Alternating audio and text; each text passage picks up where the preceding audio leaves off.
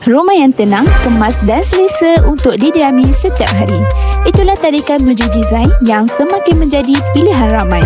Dengan susun atur 4 bilik dan 3 bilik air, rumah ini direka untuk memberikan ruang yang lebih praktikal, pencahayaan yang baik dan suasana yang menenangkan untuk seisi keluarga. Bermula dari RM220,000 sahaja, anda boleh memiliki rumah impian dengan konsep moden yang ringkas tetapi tetap nampak premium.